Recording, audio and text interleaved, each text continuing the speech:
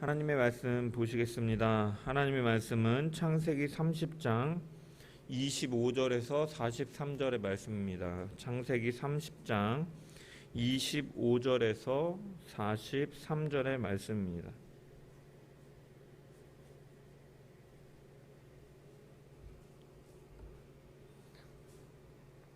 다 찾으신 줄 알고 제가 하나님의 말씀을 봉독합니다. 라헬이 요셉을 낳았을 때에 야곱이 라반에게 이르되 나를 보내어 내 고향 나의 땅으로 가게 하시되 내가 외삼촌에게서 일하고 얻은 처자를 내게 주시어 나로 가게 하소서. 내가 외삼촌에게 한 일은 외삼촌이 아시나이다. 라반이 그에게 이르되 여호와께서 너로 말미암아 내게 복 주신 줄을 내가 깨달았노니 내가 나를 사랑스럽게 여기거든 그대로 있으라. 또 이르되 내 품삯을 정하라. 내가 그것을 주리라. 야곱이 그에게 이르되 내가 어떻게 외삼촌을 섬겼는지 어떻게 외삼촌의 가축을 쳤는지 외삼촌이 아시나이다. 내가 오기 전에는 외삼촌의 소유가 적더니 번성하여 때를 이루었으니 내 발이 이르는 곳마다 여호와께서 외삼촌에게 복을 주셨나이다. 그러나 나는 언제나 내 집을 세우리이까. 라반이 이르되 내가 무엇으로 내게 주랴. 야곱이 이르되 외삼촌께서 내게 아무것도 주시지 않아도 나를 위하여 이 일을 행하시면 내가 다시 외삼촌의 양떼를 먹이고 지키리이다. 오늘 내가 외삼촌의 양떼에 두루 다니며 그 양 중에 아롱진 것과 점 있는 것과 검은 것을 가려내며 또 염소 중에 점 있는 것과 아롱진 것을 가려내리니 이 같은 것이 내 품삯이 되리이다. 후일에 외삼촌께서 오셔서 내 품삯을 조사하실 때 나의 의가 내 대답이 되리이다. 내가 혹시 염소 중 아롱지지 아니한 것이나 점이 없는 것이나 양 중에 검지 아니한 것이 있거든 다 도둑질한 것으로 인정하소서. 라반이 이르되 내가 내 말대로 하리라 하고 그날에 그가 숫염소 중 얼룩무늬 있는 것과 점이 있는 것을 가리고 암염소 중 흰 바탕에 아롱진 것과 점 있는 것을 가리고 양 중에 검은 것들을 가려 자기 아들들의 손에 맡기고 자기와 야곱의 사이를 사흘길이 뜨게 하였고 야곱은 라반의 남은 양떼를 치니라. 야곱이 버드나무와 살구나무와 신풍나무의 푸른 가지를 가져다가 그것들을 껍질을 벗겨 흰 무늬를 내고 그 껍질 벗긴 가지를 양떼가 와서 먹는 개천의 물 구유에 세워 양떼를 향하게 하매 그떼가 물을 먹으러 올 때에 새끼를 베니 가지 앞에서 새끼를 뱀으로 얼룩한 것과 점이 있고 아롱진 것을 낳은지라. 야곱이 새끼 양을 구분하고 그 얼룩무늬와 검은빛 있는 것을 라반의 양과 서로 마주보게 하여 자기 양을 따로 두어 라반의 양과 섞이지 않게 하며 튼튼한 양이 새끼 뵐 때에는 야곱이 개천에다가 양떼 눈앞에 그 가지를 두어 양이 그 가지 곁에서 새끼를 베게 하고 약한 양이면 그 가지를 두지 아니하니 그렇게 함으로 약한 것은 라반의 것이 되고 튼튼한 것은 야곱의 것이 된지라. 이에 그 사람이 매우 번창하여 양떼와 노비와 낙타와 나귀가 많았더라. 아멘. 또 말씀을 통한 주의 은혜와 평강이 저와 여러분 가운데 넘치기를 축원합니다. 오늘 본문은 라헬을 얻기 위해 속임을 다해 14년을 일한 야곱이 다시금 외삼촌 라반과 품삯 계약을 맺는 장면을 다루고 있습니다. 당시의 신랑은 신부의 몸값을 치르는 관례가 있었습니다. 이것은 혹시 신부가 남편으로부터 쫓겨났거나 남편이 먼저 죽음을 당함을 통하여 사별하였을 경우에 그 신부의 앞날을 위해서 준비되어지는 돈이었습니다. 이 신부의 몸값은 평균적으로 보통 은 30에서 40사길인데 이 노동자의 1년 연봉이 10세겔이므로 따라서 신부의 몸값은 대략 3년에서 4년 정도 일하면 되는 것이었습니다. 하지만 야곱은 라반의 욕심으로 사랑하는 여인 라헬을 얻기 위해 당시의 신부의 몸값의 2배에 해당하는 기간 동안 일을 할 것을 계약하였고 이것조차 라반은 속여 24년이라는 시간 동안 야곱은 공짜로 품삯 없이 이 일을 하게 되는 것이죠. 물론 먹고 자는 것은 있었겠지만 품삯이 없었습니다. 이 14년 동안의 이 시간에 야곱에게 어떤 일이 있었느냐? 우리가 지난주에 살펴본 것처럼 그는 많은 자녀를, 아들들을 얻게 되었습니다. 레아를 긍휼히 여기신 하나님께서는 그의 태를 여셔서 이 레아를 통해 6명의 아들들을 낳게 하셨으며, 이 레아와 라헬의 몸종인 실바와 비라를 통하여 4명의 아들을, 그리고 라헬을 통하여서 요셉을 얻었던 것입니다.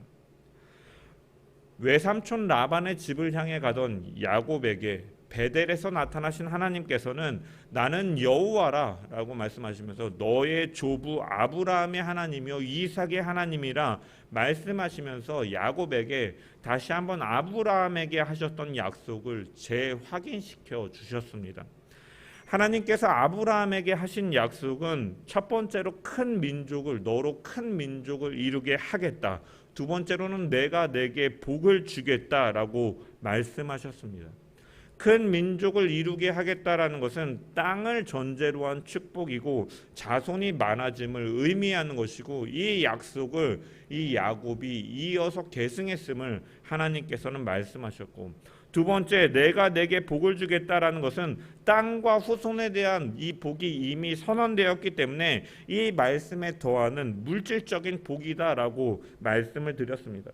그래서 하나님께서 왜 이런 땅과 후손과 이 물질의 복을 약속하시는가? 이것은 이 고대 근동에 있어서 이 문화적인 배경 속에서 그들이 그 당시에 굉장히 중요하게 여겼던 것이 바로 땅과 후손과 이 물질이었기 때문에 하나님께서는 그 당시에 사람들이 중요시 여기던 이 복을 아브라함에게 약속하셨고, 이 약속의 상속자인 야곱에게 이어가도록 하신 것입니다.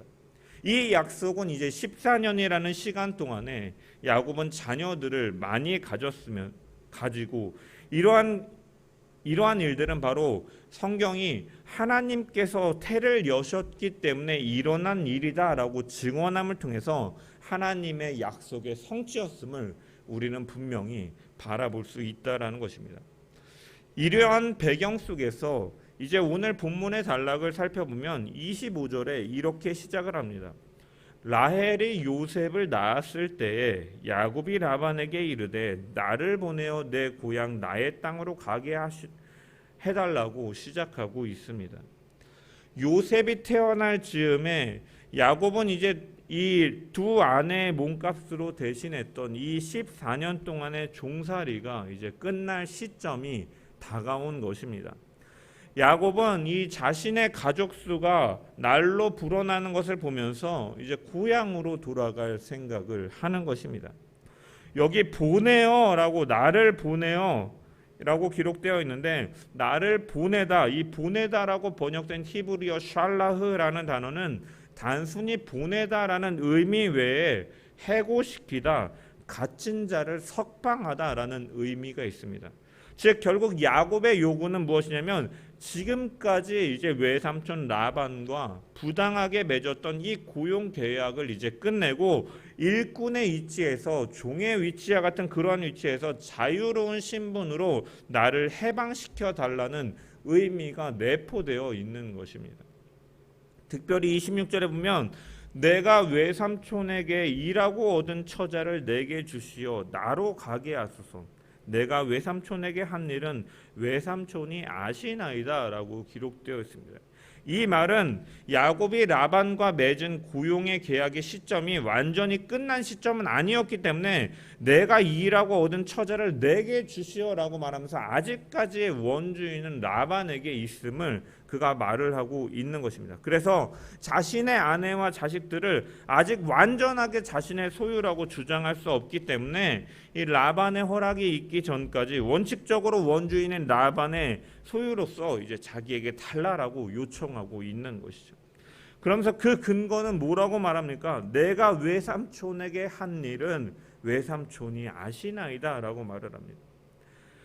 원래 히브리어 동사는, 히브리어가 이제 예를 들어서 양을 치다, 이런 치다 라는 이런 동사를 기록할 때 이 동사의 뒤는 원래는 그 동사가 지칭하는 주어가 이 동사 뒤에 어미로 따라오게 되어 있습니다. 그래서 사실은 인칭 대명사를 보통은 사용하지 않는 것이 히브리어 문장의 특징이라고, 문법의 특징이라고 할 수 있는데, 이 본절에 보면 인칭 대명사 라반에게 이 라반이라는 인칭 대명사를 특별히 사용합니다. 이것은 라반이 야곱의 수고에 대해서 알고 있는 것이 분명하다라는 의미로 기록되어 있는 것이에요. 즉 다른 사람은 몰라도 당신만은 이 일을 알고 있지 않습니까? 라고 강조하고 있는 것이죠.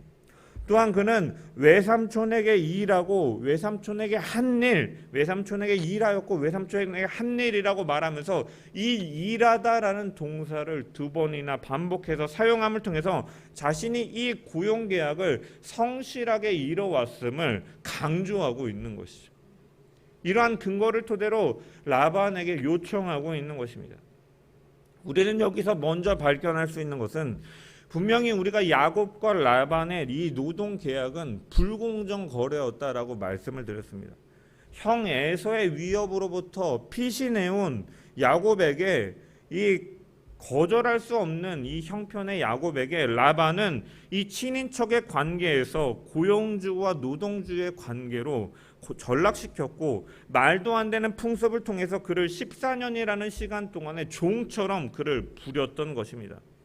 하지만 야곱은 그 시간들을 통해서 어떠한 것을 발견할 수 있냐면 그가 말하고 있는 것처럼 외삼촌은 아시지 않습니까? 내가 외삼촌을 위하여 내가 이렇게 일을 하지 않았습니까? 이 일을 하였다라는 것을 두 번이나 표현함을 통하여 강조하는 것처럼 그 시간들 속에서 야곱은 자신이 맡은 일이나 처한 환경에 대해서 그는 불평하고 손 놓고 있지 않았다라는 것을 발견할 수가 있습니다. 그는 자신이 열심히 일했음을 외삼촌도 알지 않습니까? 라고 당당히 말하고 계약에 앞서 종료할 정도로 맡겨진 것을 요청할 정도로 맡겨진 일에 그가 최선을 다하였음을 우리는 발견할 수 있다는 것입니다. 이 사실은 라반조차도 부정할 수 없는 일이었다는 것이죠.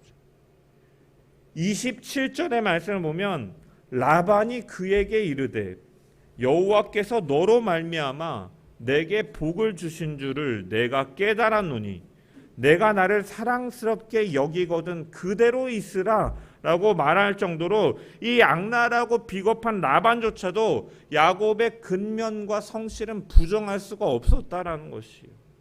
여호와께서 너로 말미암아 내게 복을 주신 것을 내가 알고 있다, 내가 깨닫고 있다라고 인정하고 있는 것이죠. 우리는 이 야곱의 모습에서 먼저 이 땅을 살아가는 그리스도인들의 삶의 자세에 대해 발견할 수가 있는 거죠. 우리는 분명히 영원의 나라, 하늘의 나라를 바라보고 본향을 사모하며 이 땅을 나그네와 같이 살아가는 자들입니다. 하지만 이 땅에서 일시적으로 있기 때문에 이 땅에서 대충대충 살다가 그저 천국에 가는 것을 소망하는 것이 성도의 모습은 아니다라는 것이죠. 하나님께서는 창조주 되시고 그분의 통치를 믿는다면 지금 내게 주어진 이 상황, 내가 처한 이 상황 역시도 하나님께서 내게 허락하신 상황이고 내게 보내신 이 선교의 현장임을 우리가 기억하면서 지금 이 순간 일상 속에서도 최선을 다하고 성실하고 근면함을 통하여 하나님의 일하심을 나타내고 하나님의 나라를 지금 삶의 순간 가운데 나타내는 것이 바로 성도의 모습이고 하나님과 동행하는 자의 모습이다라는 것입니다. 대표적으로 이러한 인물이 바로 요셉이 있지 않습니까? 요셉은 형제들의 시기를 통하여서 형제들의 손에 의해 미디안 사람들에게 노예로 팔려가게 됩니다. 억울한 상황이었기 때문에 노예로 간 보디발의 집에서 그는 불평하며 자신의 직무를 제대로 이행하지 않던지 언제든지 도망간 궁리를 하면서 그것을 시도해 볼 수도 있었을 것입니다. 하지만 그는 그곳에서 억울한 상황이었지만 너무나도 어떻게 보면 통탄할 만한 상황이었지만 그는 자신에게 맡겨진 일을 최선을 다해 감당했고 성경은 여호와께서 요셉과 함께 하심을 통하여 그가 형통한 자가 되었다라고 기록되어 있으며 주인 역시도 그가 범사에 형통케 하심을 보고서 요셉에게 자신의 모든 집안과 소유를 주관하게 하도록 한 것을 우리는 성경을 통해 볼 수가 있는 것입니다. 이후 보디발의 아내로부터 누명을 쓰고 감옥에 간 이후로도 여호와께서 함께 하시는 요셉은 그 감옥에서조차 그 간소장이 이 감옥의 재반 사무를 다 맡길 정도로 그는 어딜 가나 형통한 자로서 성실하게 그 자리에서 최선을 다하며 살아갔던 것을 우리는 발견할 수가 있다는 것입니다. 하나님께서는 아브라함을 부르시며 약속하실 때 너는 복의 근원, 너는 복의 통로가 될 것이다 라고 말씀하셨습니다. 우리가 먼저 참된 복은 하나님을 가까이 하는 것이 내게 복이고 하나님과 함께 하는 것이 복입니다. 따라서 우리가 죄로 인하여 하나님과의 관계가 단절된 것을 바로 자신을 희생제물로 화목제물로 드림을 통하여 해결하신 예수 그리스도를 전하는 증인의 삶으로 살아가는 것이 먼저 우리는 복의 통로로서 살아가는 것일 것입니다. 또한 한편으로는 이것뿐만이 아니라 성경은 우리가 이 땅에서 복의 근원으로서 하나님께서 주시는 복을 우리의 주변에 흘러보내는 역할도 분명히 감당해야 됨을 오늘 야곱을 통해서 또한 요셉을 통해서 우리는 분명히 발견할 수가 있다는 것입니다. 우리가 세상 가운데 있는 그 자리가 복된 자리가 되도록 우리는 날마다 기억하면서 살아가야 될 줄 믿습니다. 너를 축복하는 자에게 내가 복을 내리고 너를 저주하는 자에게 내가 저주하리니 땅의 모든 족속이 너를 인하여 복을 얻을 것임이다 하신 그 하나님의 말씀을 기억하면서 야곱을 통해 외삼촌 라반의 집이 복을 받았고 요셉을 통해 보디발의 집이 또한 애굽이 환난 날을 잘 보냈던 것과 같이 언제나 하나님 앞에서의 신앙을 가지고 성실하고 근면함을 통해 사람과의 관계 속에서 정당하고 열심히 일을 감당해 나감을 통해 세상 사람들에게 하나님의 축복을 흘려보내는 형통한 복의 사람이 되는 저와 여러분 되시기를 주님의 이름으로 간절히 축원합니다. 그렇다면 야곱은 왜 고향으로 돌아가려 하였는가? 아마 그는 시간이 먼저 많이 흘렀기 때문에 부모님을 그리워하는 마음도 분명히 있었을 것입니다. 하지만 그것보다도 더 근본적인 이유는 그가 하나님의 언약을 신뢰하였기 때문인 것이죠. 그는 자신이 사랑하는 라헬이 요셉까지 낳는 모습을 보면서 이 베델에서 자신이 어떻게 보면은 도망자의 신분으로 왔는데 하나님께서 그 자녀의 복을 약속하신 것을 그 이루시는 것을 하나님께서 주신 약속이 성취되어 가고 있음을 그는 깨닫게 된 것이죠. 14년의 시간 동안 요셉을 낳음을 통해서 내가 집을 가기로 원한다라는 것은 그것을 통하여 그가 깨달아진 것이 있었다라는 것입니다. 그것이 무엇이냐? 바로 하나님의 일하심을 그가 바라보게 되었다라는 것이죠. 하나님께서 그에게 주신 베델의 이 언약을 그는 신뢰하게 됨을 통해서 그에게 또 어떻게 약속하셨는지 이 땅으로 다시 돌아오게 하시는 하나님, 이 땅을 내게 주겠다라고 약속하신 그 하나님을 약속을 신뢰하면서 그 땅으로 돌아가고자 하는 마음을 그가 가졌던 것입니다. 그래서 보면은 30절 후반부에 보면 내 집을 언제 세우겠습니까? 내 집을 가나안 땅으로 돌아가는 것은 내 집을 세우겠다라는 의지가 그 마음 가운데 담겨 있음을 우리는 발견할 수 있다는 것이죠. 야곱은 라반의 밑에서 일을 했으면 부를 축적하기는 어려울지라도 자신의 생계 문제 정도는 해결할 수 있었을 것입니다. 그리고 오늘 본문 이후에도 라반의 집에 머물고 품삯을 갱신하여서 그가 품삯을 받기로 하면은 어느 정도 먹고 사는 문제는 해결될 수 있었을 것입니다. 이에 비해서 다시금 가나안 땅으로 지금 이 순간에 돌아가는 것은요, 내 명의 아내와 이 11명의 이 아들들을 데리고 별 대책 없이 가나안 땅을 향해 돌아가는 것은 굉장히 먼 길, 위험한 길이었고 그 길은 강도의 위협도 있고 가다가 중간에 먹을 것이 없어서 다 굶어 죽을 수도 있는 그러한 상황이었습니다. 또한 고향집에 잘 도착한다 할지라도 비축해 놓은 재산이 없기 때문에 빈털터리 신세로 아버지의 집으로 돌아간다라는 것은 굉장히 자존심이 상하는 일이었을 것입니다. 그럼에도 불구하고 야곱이 라반의 곁에서 안일하게 안주하는 것으로 만족하지 아니하고 그가 하나님의 약속을 믿고 그것을 성취하기 위해 비록 시련과 고난을 겪게 된다 할지라도 그가 고향으로 돌아가고자 하는 마음을, 약속을 바라보았기 때문에 그가 돌아가고자 하였던 것입니다. 우리는 이 야곱의 모습을 보면서 사실은 하나님을 믿는 우리 크리스찬의 잔들이 고민하며 힘들어하는 문제가 바로 이것임을 우리는 발견할 수가 있다. 우리도 정말 신앙생활을 잘하고 싶고 주님의 뜻대로 살고 싶지만 사실은 현실과 마주하면 그러기 쉽지 않다라는 것이에요. 그래서 많은 경우에 타협을 하며 살아갑니다. 하나님을 믿으면서 정말 주님의 뜻대로 살고 싶어 하지만 직장이나 사업이나 가정이나 어떤 문제가 걸리면 정말 주님의 뜻대로 선택하며 나아가는 것이 너무나 어렵다라는 것이죠. 많은 교인들이 교회에서 예배하거나 말씀을 읽고 기도할 때는 하나님의 뜻대로 살아야겠다라고 결단하지만 막상 사회에 나가면 가정과 직장에서 말씀은 말씀일 뿐이고 현실은 현실이지라고 하면서 말씀과 상관없는 삶을 살아간다라는 것이, 교회에 있을 때는 거룩하고 신실한데 사회에 나오면 세상 사람들과 다를 바 없는 모습으로 살아가게 된다라는 것입니다. 그렇지만 삶 속에서 말씀이 적용되지 않는 신앙생활은 그것은 진정한 신앙이 아닌 것이죠. 믿음은 실천이 되어야 믿음인 것입니다. 가나안을 향해 가는 그 길이 많은 위험과 고통과 생명의 위협이 도사리고 있고 당장 눈에 보이는 것이 없다 할지라도 하나님의 약속을 신뢰하면서 야곱이 나아가길 소망했던 것처럼 우리에게 주신 하나님의 나라를 우리는 잊지 않고 늘 하나님의 뜻을 분별하면서 세상 가운데서 최선을 다하되 세상과 타협하는 것이 아니라 하나님의 뜻을 분별하면서 최선을 다해 살아가는 저와 여러분이 되어야 될 줄 믿습니다. 그 참된 기쁨과 만족이 있는 하나님 나라 그곳에 들어가기를 또한 우리는 날마다 힘써야 되는 것입니다. 안주하는 것이 아니라. 라반은 이 야곱의 이 마음을 통하여 이 요청되어지는 말을 듣고 그의 말을 인정하였습니다. 여호와께서 너로 말미암아 내게 복 주신 줄을 내가 깨달았으니 너는 그대로 있으라라고 말을 합니다.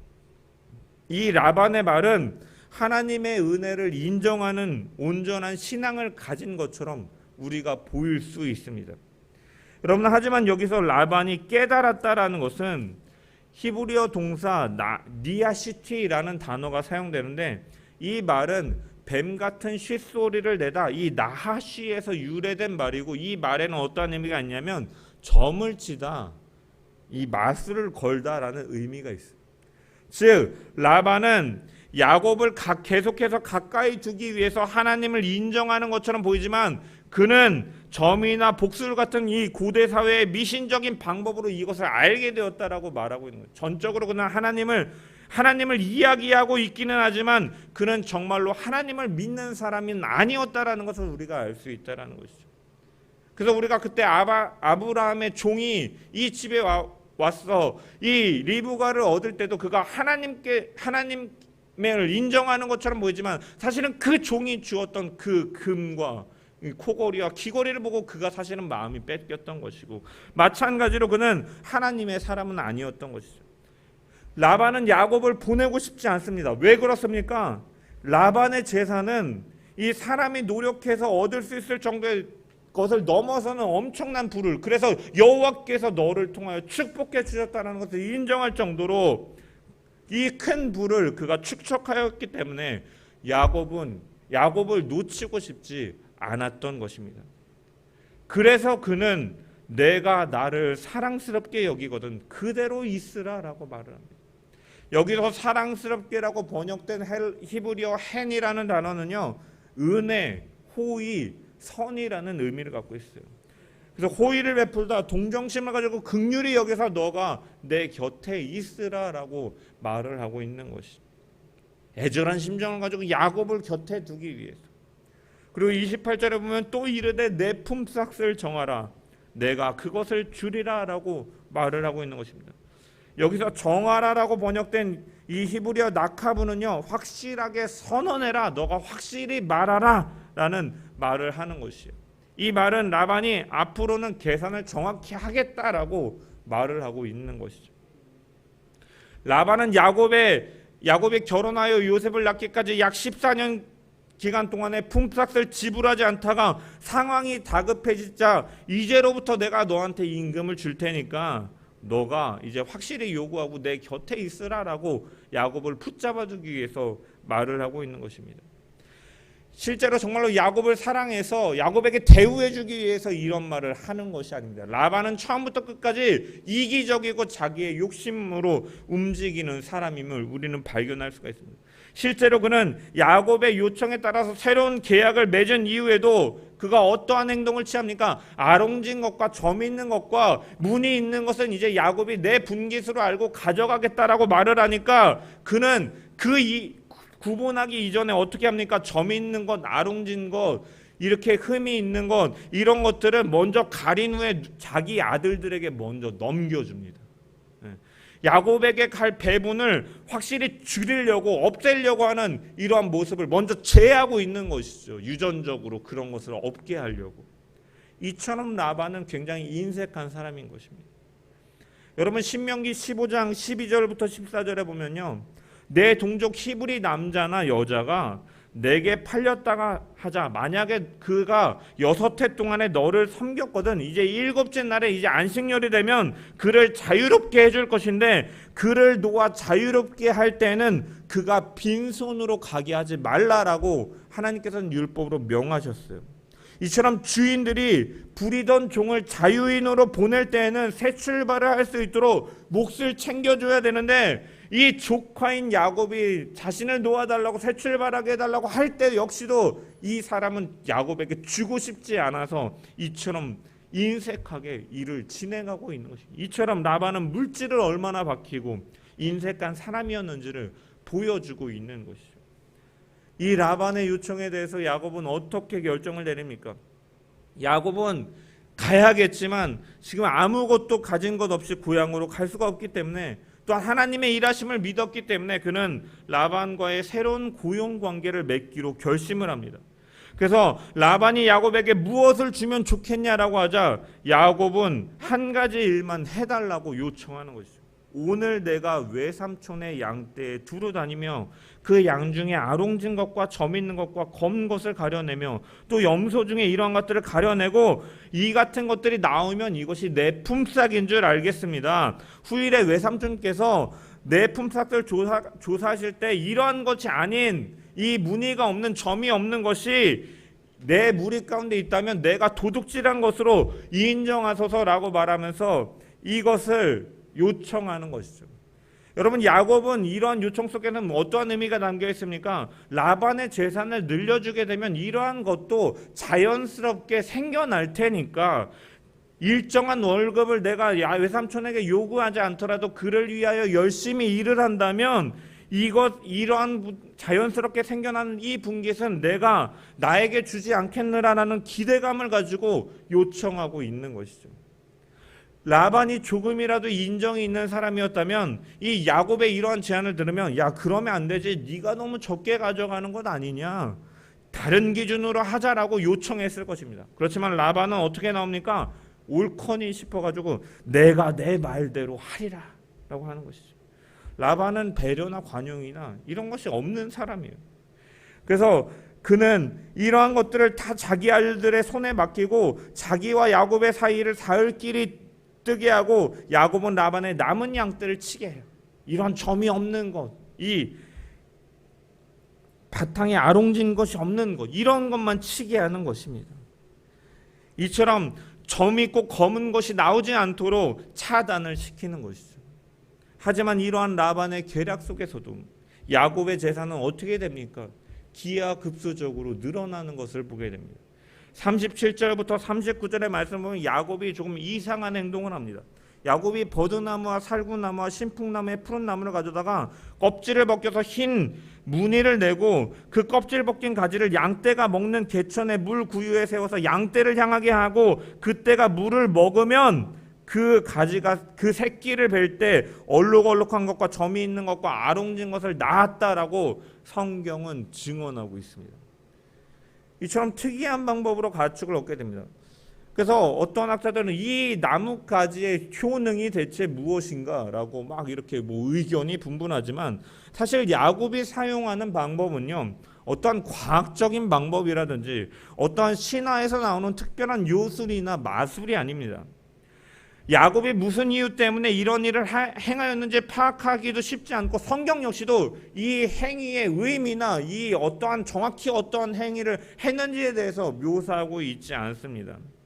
여러분, 어떤 나무를 세워두고 밑에서 이 새끼를 갖게 해서 이 점이 있고 아롱진 것으로 짐승이 태어난다라는 것은, 여러분, 그러한 것들이 어떤 그 나무가 효력이 있어서 이런 일들이 벌어지는 것이 아니다라는 거예요. 여러분, 그렇다면 본문이 말하고 있는 이 초점은 무엇이겠습니까? 이 초점은 지금 이렇게 하니까 이러한 결과가 되었다라는 것을 보여주는 것이 아니라, 원래 이러한 일들이 일어날 수 없은 일인데 일어났음을 보여주고 있는 것이죠.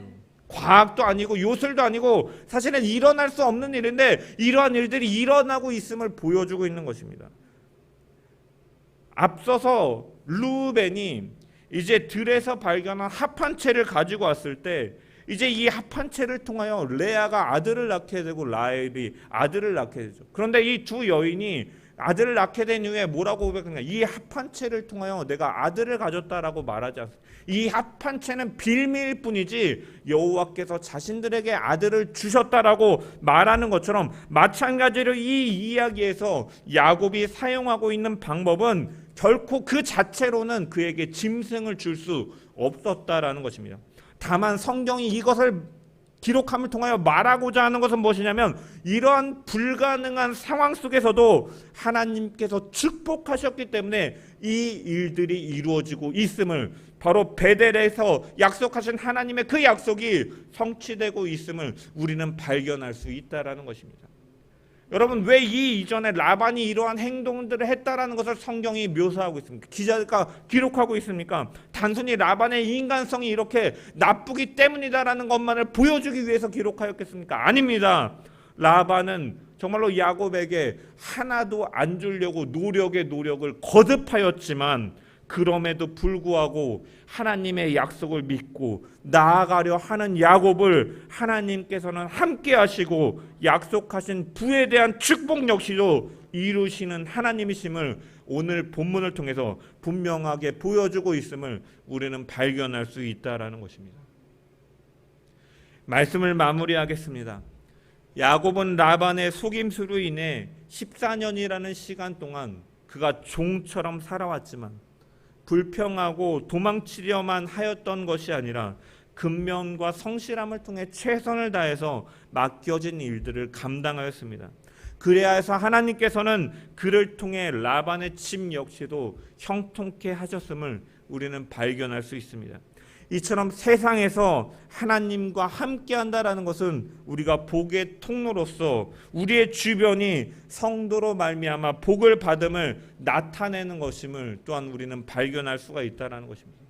우리는 복의 통로로 살아가야 될 줄 믿습니다. 먼저는 하나님과 화평케 하시는 예수 그리스도를 증거함을 통하여 하나님과 가까이 하는 참된 복을 전하는 이 축복의 통로로서 살아가야겠으며, 또한 이 땅에서 하나님의 형통의 복을 드러냄을 통해 성도가 있는 그 자리에 더욱더 하나님의 찬양하고 하나님의 영광을 드러내는 성도의 삶이 될 수 있도록 우리는 날마다 하나님과 함께하며 늘 근면과 성실함으로, 우리가 도덕질하지 말라라는 이 십계명 가운데 우리가 근면과 성실함으로 최선을 다해야 된다라고 소요리 문답을 통해 살펴본 것처럼, 우리가 그 자리에서 하나님께 영광을 돌리며 살아가는 복의 통로로 살아가는 성도들 되기를 주님의 이름으로 축원합니다. 또한 하나님께서는 그 시간들을 통해서 베델에서 약속하신 것처럼 자녀의 복을 그에게 더하여 주셨습니다. 야곱은 이 사실을 바라보면서 하나님의 약속의 땅으로 돌아가길 소망하였습니다. 마찬가지로 우리 역시도 이러한 최선을 다해서 하나님과 동행하면서 살아감을 통하여 우리의 삶 가운데 날마다 일하시는 하나님의 은혜를 날마다 바라보고 체험하고 경험함을 통하여 그 하나님의 약속을 더욱더 신뢰하는 믿음으로 늘 하늘의 상급을 바라보고 이 땅에서의 삶에 만족하고 안주하고자 하는 것이 아니라 또한 그 본향을 향해 날마다 사모함으로 나아가는 저와 여러분 되기를 간절히 소망합니다.